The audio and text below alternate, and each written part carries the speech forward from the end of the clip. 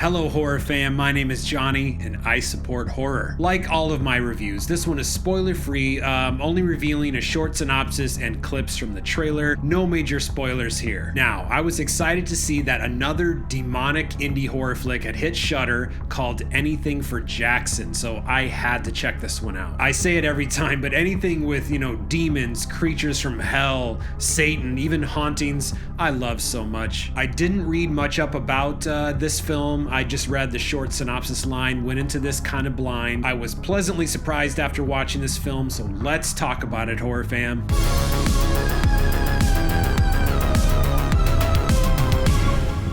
Anything for Jackson is a feature-length horror film directed by Justin Dyck and written by Keith Cooper. An older couple, Audrey and Henry, lost both their daughter and grandson Jackson in a horrible accident. Terribly grief-stricken and willing to do anything to get their grandson back, they do what any normal person would do. Turn to Satan. Now, let me explain. Henry is a doctor and kidnaps a pregnant patient of his so that him and his wife can perform a reverse exorcism on her. Yes, a reverse exorcism that apparently will place the deceased Jackson into the patient and he will be born again, live and well. Fun for the whole family, right? What could go wrong? Before we get into the story, there's a couple interesting things that I found out about this film. I happened to tweet the other night that I was watching this movie, and the writer of this film, Keith Cooper, tweeted back at me and said, "Hey, that's my house." Well, I looked into it, and yes, the bulk of this movie was actually filmed at the writer-producer Keith Cooper's house, and some other interior shots were filmed at the director's house. Financially, it makes sense, and the house was just perfect for a movie like this. It only cost them $250,000 to make Anything for Jackson, and they pitched and sold the movie within 5 minutes, and they started pre-production the next morning. I always love seeing super low budget films do so well. It just goes to show you a vision, a good script, a solid crew can get you somewhere. You don't need millions of dollars to knock it out of the park. Now, let's talk about what I liked about Anything for Jackson. For one, the old couple, Henry and Audrey. We get a feel for these two right away. You can tell with these two, they've just gone for broke and there's no going back. The loss of their daughter and grandson has just devastated them so much that any good nature that they might have had is just gone. They are hell-bent, no pun intended, on getting their grandson back, and I think it's their fake empathy that they show to the pregnant woman, to Shannon, and how nonchalant they are about this evil and unforgivable act that they're about to perform makes it very eerie and bone-chilling. They don't look the part. They look like this sweet old couple that's not gonna hurt anybody. And that's great because nobody would suspect them.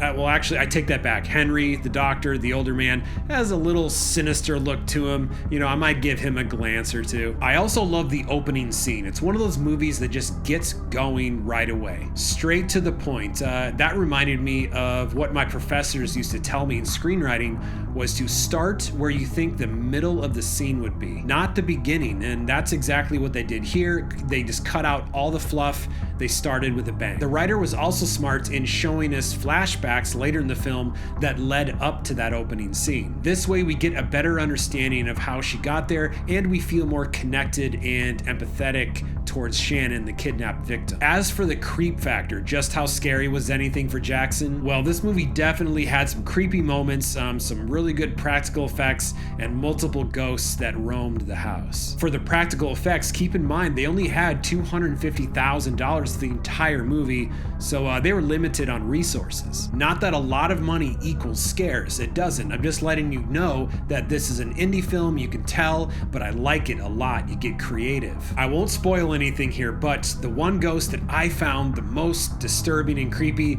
was just simply roaming the house, flossing her teeth, and I'll leave it at that. Trust me though, you will cringe. It is disturbing, and the scares in this film were not exactly jump scares. A lot were misdirects where you see something but it's not what you expect, but it just still keeps coming at you. Very effective in this movie, I thought. And of course, something has to go wrong with the whole reverse exorcism, right? It has to. Why?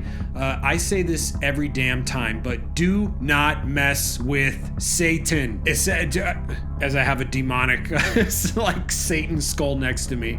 Shout out to Kimmy, by the way, for sending this. This kicks ass. I'll say it again. Do not mess with Satan, especially if you have no idea what you're doing. What do you think's gonna happen when you call on him? Y'all gonna slam some beers and listen to some goat whore records and then he's gonna go home? No, the father of lies, ruler of the darkness, king of the bottomless pit, Satan. You following me now? He will obliterate you. So don't call on him. I mean, I love these movies, I find them entertaining, so by all means, call on them, just not when I'm around. So I guess if I had to throw out any criticism with this film, I would just say make it a little harder for Henry and Audrey to keep Shannon, this pregnant woman, hostage. Make the authorities investigate it more. You know, maybe they almost find her, but, you know, last minute they don't, something like that. Or more escape attempts by Shannon, where she can almost taste the freedom, but then gets caught and tied up once again, about to meet her fate. But really, that's about it. This was a solid indie horror flick that I enjoyed watching. It had some subtle humor in this too, where, you know, I'd laugh and then I'd think like, should I have laughed at that part or what? So if you're looking for a fun and spooky exorcism type film with a little bit of spin on it,